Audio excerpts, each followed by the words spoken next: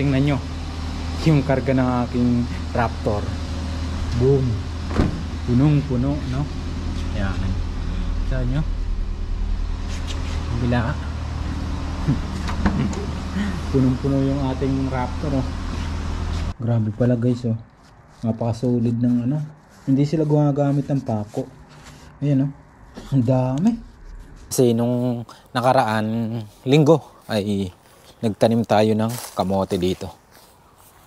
Ito yung tinanim ko guys. Yan. Nabuhay na yung kamote. Yan. May mga talbos na yan. Kasi kita nyo guys yung kamay ko. Puro kalyo. You know? Yan. Kalyo. Hirap no. Ang hirap maging mahirap. Thought I lost a good one till I got a text from you saying that you love me, but I know it ain't true. Tried to give you my best, tried to love you right, but my sleep schedule's still fucked up from all those crying nights. 'Cause I'm not enough, and now I'm tearing up.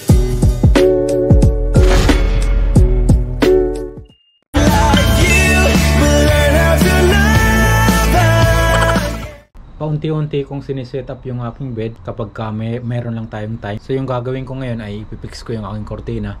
Kagabi, hindi ko kasi natapos to. Isa pa lang yung aking napako. Ayan.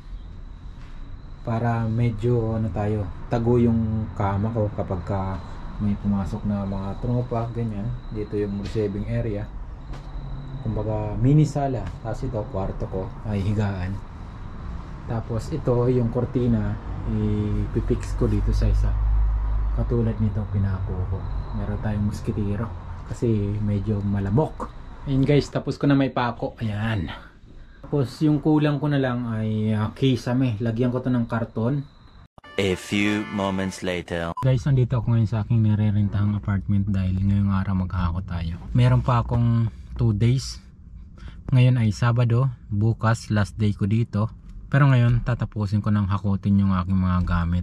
Konti na lang naman yung natira kasi nakaraan naghakot na rin ako. Tapos maglilinis pa ako. So yun lang, punta tayo sa taas. Akit na tayo. Puno yung parking dyan, oh. Dadalhin ko lang itong bag kasi dito natin ilalagay yung mga gamit. Ito. Yan. Dito na tayo.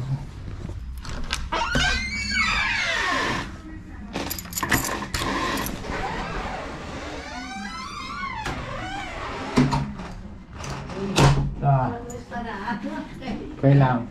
Oo. Sige, pasensya ka na. Kasi Sige mo. nagpipit ako. Ayan.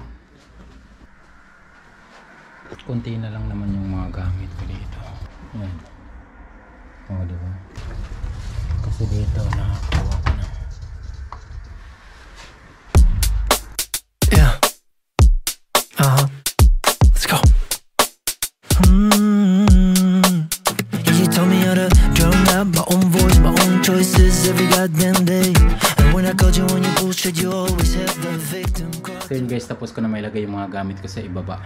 Yung problema ko dito ay itong aking bed. Folding bed. Kasi pwedeng gawing upuan, tsaka pwede gawing kama. Ang problema, naputol yung paa. Nung time na minove ko. Gumawa ako ng sample para ayusin mamaya sa bahay, sa bago kong apartment. So dadalhin ko lang to para may kabit na, para bukas fix natin to dito para walang masabi yung may-ari. Pero pinaalam ko nun sa kanya na ayusin ko kasi nga nasira. Yun lang, alis na ako, bukas na lang ulit. So yun guys, papunta na ako sa aking bagong tutuluyan. Tingnan nyo yung karga ng aking Raptor. Boom, punong puno, no? Yan, saan nyo? Bila punong-puno yung ating Raptor, oh. Punong-puno ng gamit. So ayun lang, medyo magagabi na dito. Late kasi lumubog yung araw, pero ang oras ay, kita nyo ba, 7:16 na ng gabi. A few moments later. So yun guys, tingnan nyo yung gamit ko, tambak. Hindi, bukas ko na ayusin yan kasi gagawin ko muna to. Kaya nagguhit ko na, ginawa na ako ng sample. Ayan, ginawa ko ng sample, papel. Lalagarin ko na lang yan, tapos bubutasan para may kabit natin to. Yeah, I was right there with my love and my care. When I said I'm in space, you said the name fell. I had to escape a six-headed snake. Your family's a nightmare. Ain't it funny how you think you really are? So yun guys, nabutasan ko na. Yan. Ginamit ko lang tong flat screw, tapos martilyo. Butasan na natin. Saka natin ngayon.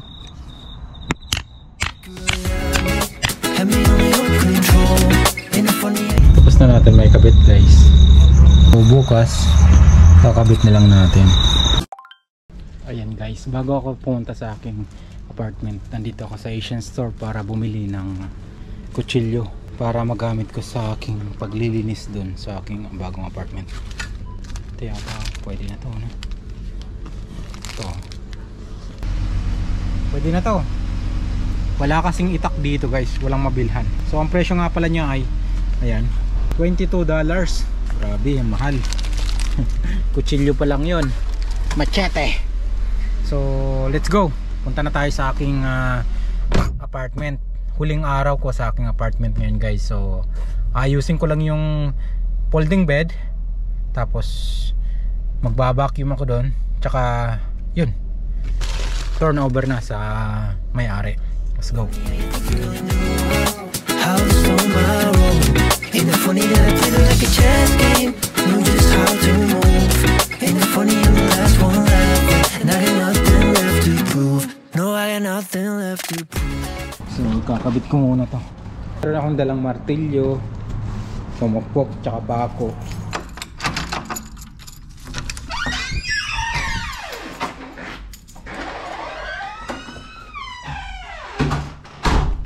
Yung CR nakapaglinis naman ang kahapon. Ayan, malinis na yun. Dito na tayo. Kakabit ko lang siya nang matapos na.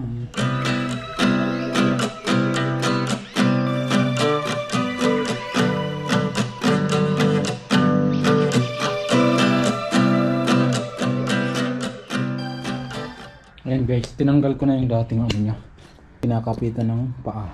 Grabe pala guys, oh, napaka-solid ng ano. Hindi sila gumagamit ng pako. Ayan oh, ang dami. Talagang kapit na kapit yung no? Tinadtad eh.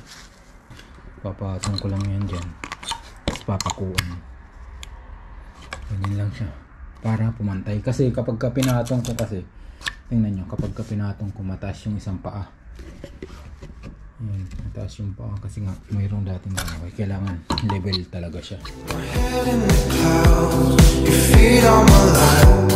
I'm running my mouth and talking too fast. Slow it all down. I love you till my last breath. Coming to terms with coming of age. What did you learn to think for you say? Watching her turn, I'm stuck in my way. Just say what you wanna say. Stay if you wanna stay. I'll be right here. I'll be right here. I'll be. So say what you wanna say. Stay if you wanna stay. I'll be right here. I'll be right here. I'll be.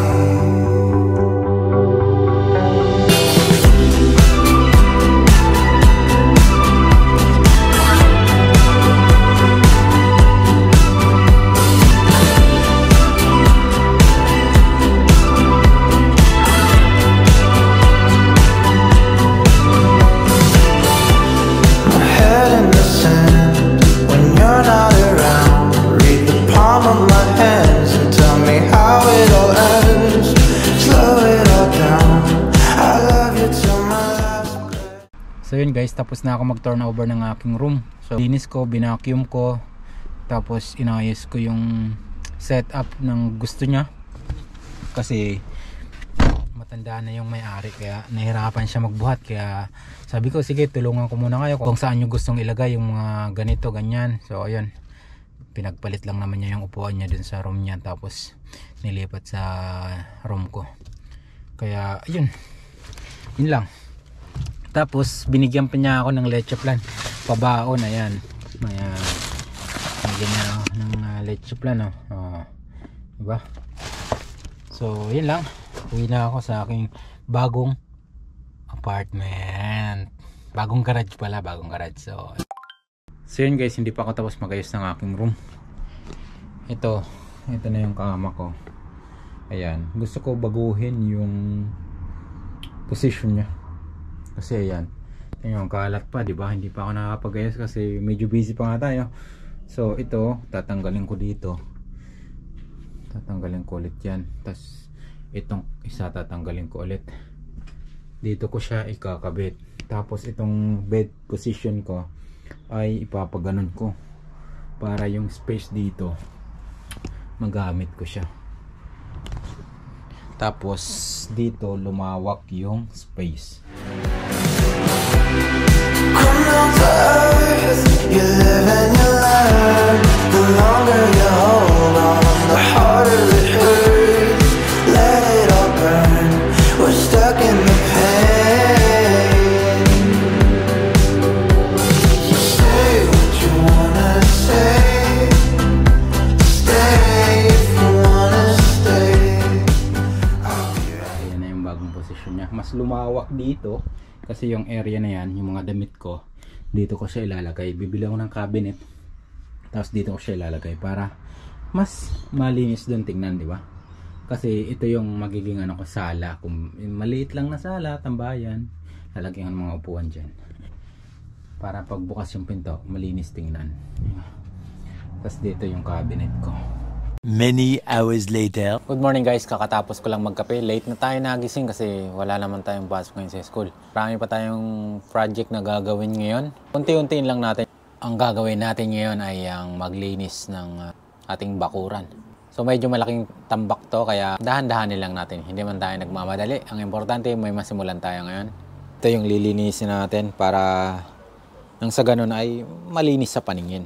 Tsaka hindi natin alam, baka mayroong mga nakatago dyan sa ilalim na malay natin, ahas or anong insekto man. At least kapag ka nalinis natin ay safe tayo, di ba? Medyo mainit na kasi anong oras na, mga 10 na yata. Yan yung lilinisan natin. Ito, ano lang naman to, dahon ng anahaw. So yung mga dahon, i-chop-chop ko para gawing panaba. Kasi nung nakaraan linggo ay nagtanim tayo ng kamote dito. Ito yung tinanim ko guys. Yan. Nabuhay na yung kamote. Yan. May mga talbos na yan. Kaso green lang to na kamote. Mas maganda sana kung yung violet. Yan. Yan o. Di ba? Ang bilis. Ang bilis lumaki kasi. Nung mga nakarang araw, nag-uulan din. Tingnan mo yung mga damo dito. Tumubo na kaagad. So, ngayon, ay dahan-dahanin natin linisin to. Ito nga, oh, nabuhay na yung dahon ng...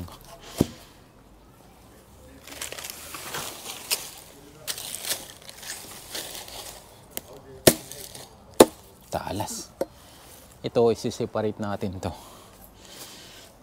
Mga dahon. Panambak natin yan.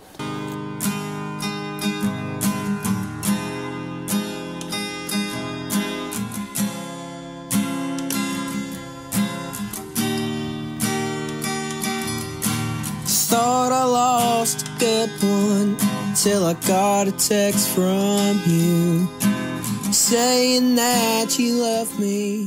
After ilang minutes na pagpuputol ng dahon, malapit na tayong matapos. Ayan, kung makikita nyo, ito na yung mga dahon at ito na yung mga tangkay ng anahaw. Nahihiwalay na natin para ito mas mabilis mabulok. So, yan yung gagamitin natin sa ating pag-garden dito sa area. So, gagamitin natin siyang pataba. So, pahinga muna ako. Saglit. Magwa-water break muna tayo. Kakauhaw magtrabaho nang walang sahod. Water break muna tayo, guys. Pahinga na rin. Init na. Maya-maya ay titigil na tayo para kumain. Tanghalian. Mapapansin nyo kanina, yung tambak ng basura dito wala na, di ba? Ayan. Konting linis na lang ulit. Pahinga muna tayo saglit. Tapos dito, ayan. Yung mga baging na yan, puputulin lang natin para malinis. Tapos ito, ititrim natin mamaya para naman yung bubong natin ay maprotektahan sa paghampas ng mga kahoy na yan, dahil yan yung nakakasira ng ating bubong. Kasi habang malakas yung hangin, hahampas yan sa bubong natin at dyan nagkakaroon ng butas yung ating bubong, dahil yan, malaki na yung sanga niya. Pag tumama yan, naku, yari. Yung bubong natin ay parang siya, hindi siya yero, parang semento na kapag tinamaan ng matigas na bagay ay nababasag.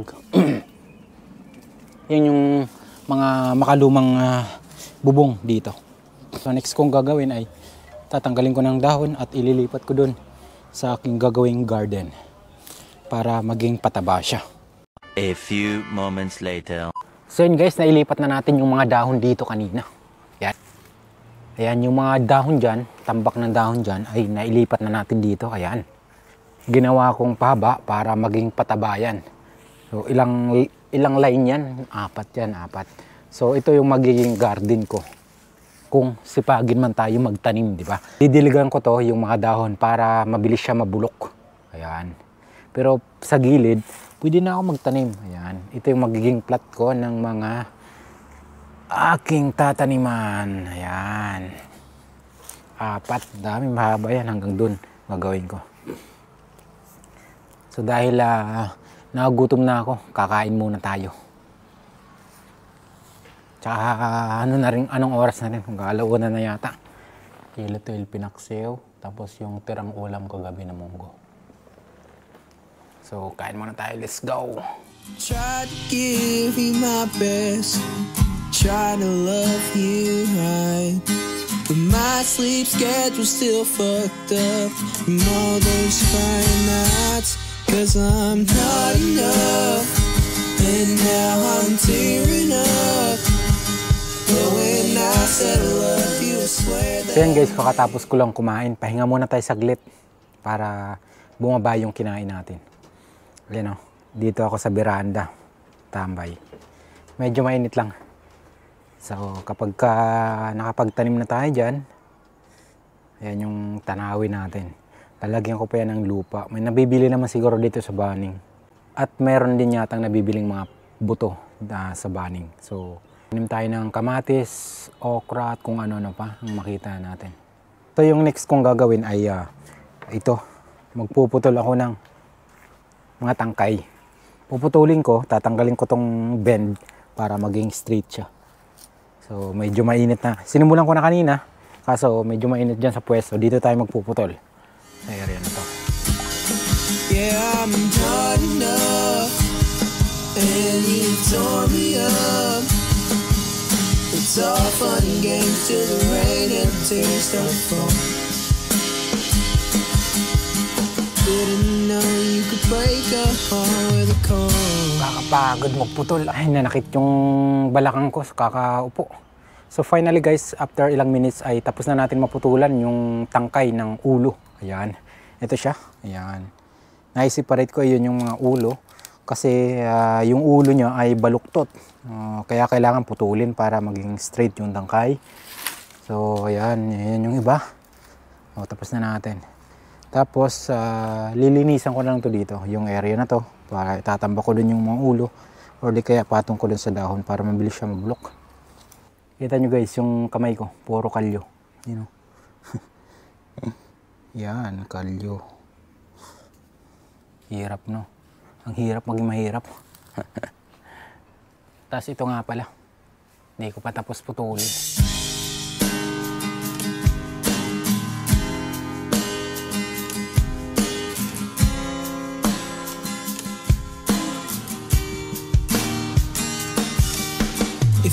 recall correctly, you said it was your bed. Said that you missed me and didn't know what you had. And I believe Pagod. Water break muna. So ayun guys, konti na lang. Tingnan nyo. Yan na lang. So next week na lang natin ito tirahin. Nailipat ko na yung iba dito. Ayan. Diyan kasi nagmula yung mga dahon, no? 3 puno ng anahaw ko. Tapos naipon ng naipon, kaya dumami. Tapos tinambak lang nila dito. Kapagod eh. Okay guys, ngayon ay mag-assemble tayo ng ating nabili kahapon na cabinet, disposable cabinet. So assemble natin ngayon. Kasi ngayon lang tayo nagkaroon ng time. Kahapon, late na eh. Kaya ngayon na lang natin gagawin. So dito guys, ay ang mga gamit kadalasan disposable. Lalo na pag sa mga sofa, mabilis lang masira. Tulad nito, China made. Yan. Ito lahat yung kasama niya. Simulan na natin mag-assemble. when there's too much to do, I guess I sit and smoke away the stress. I'm late for every single shift. Is it too late to call it quits? Well, I could, but I can't, 'cause I don't have cash to lose.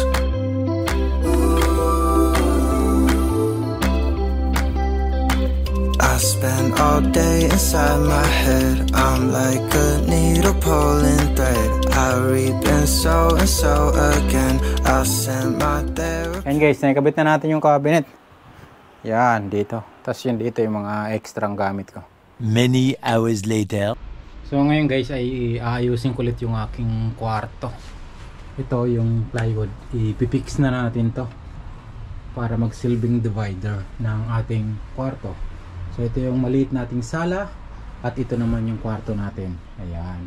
Pinix ko na nga pala yung kortina, pinako ko, inadjust ko yung tapos nilagyan ko nito para magsilbing panulak niya hanggang dito sa dulo. Kasi yung kama ko sinagad ko dito sa may pintuan niya. Ayan. Medyo sagad na yan. Ayan, para may space tayo dun. Para magamit natin lahat ng space. Tapos yung dito, ayan, yan nga lagayan ng mga extrang gamit. Lalagyan ko pa ng kortina ulit dyan. And then yun, pipix ko lang yan.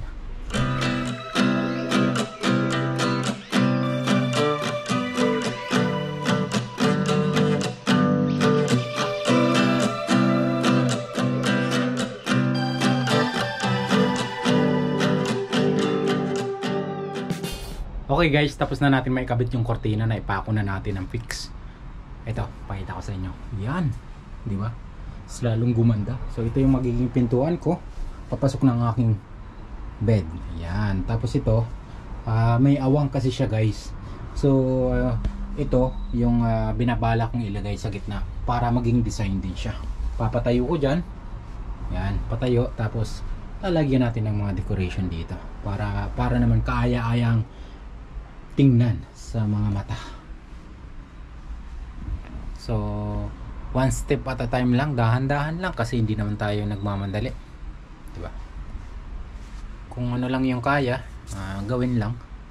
Tsaka nga pala yung loob nito guys ay lalagyan ko ng kurtina na lang siguro.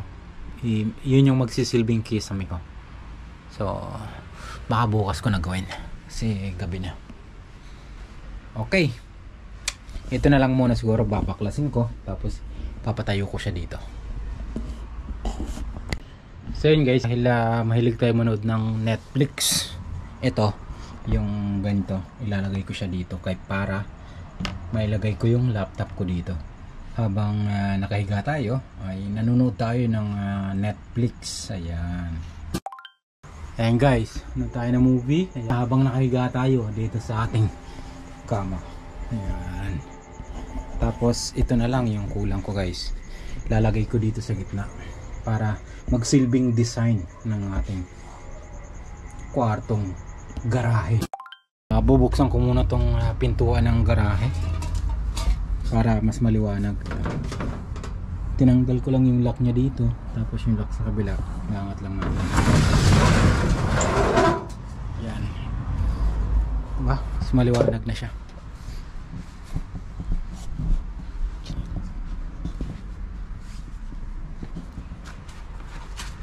Kasi ilalagay ko tong pintuan na to.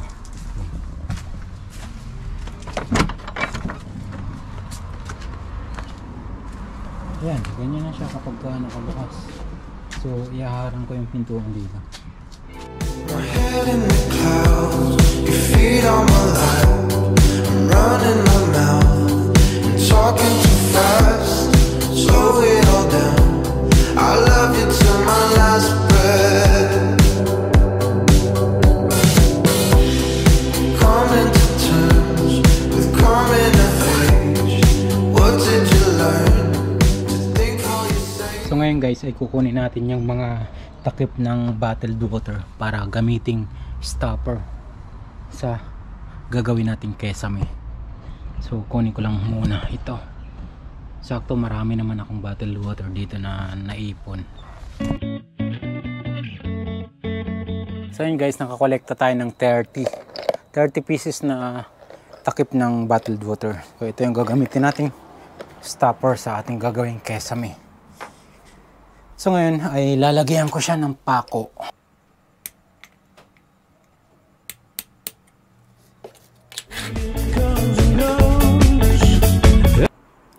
So ito guys, itong kortina na ito yung gagamitin ko sa aking kesame. Tapos yun dito sa sala, itong karton yung ilalagay ko. Yan. Kabit ko muna. As time moves on, you grow from your head down to your toes, and all you have to show is you get into. After ilang minutes guys na pagpupukpok, finally tapos na natin yung ating project na kortinang kisame. Yan. Pakita ko sa inyo guys. Ayan siya. Ayan. So yung takip ng bottled water, yan yung ginamit natin. Ayan. So comment nga guys kung ano sa tingin nyo guys yung ginawa natin ngayon. Maganda ba? Pangit ba? O medyo umokay ba? Ayan. Kaso ang problema ko guys ay bitin siya ng konti.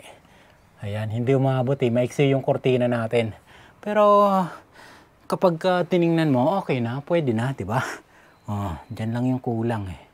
Sa bandang dulo. Madali na lang gawa ng paraan yan. Karton lang yan. Pero yung overall, at least maganda na tingnan, di ba? Hindi na natin kita yung bubong. Kapag nakahiga tayo dito, yan. Kapag nakahiga tayo, ganyan. Yan yung makikita natin. O, di ba? Para-paraan lang. So, kailangan lang pagganahin yung kaisipan, yung imahinasyon, kung ano ba ang maganda dyan. At gamitin yung mga gamit dito sa kapaligiran. Para makatipid tayo, ayan, wala akong ginastos. Pakulang. Tapos bottled water, di ba? Okay na. Kain muna ako guys kasi nagugutom na ako.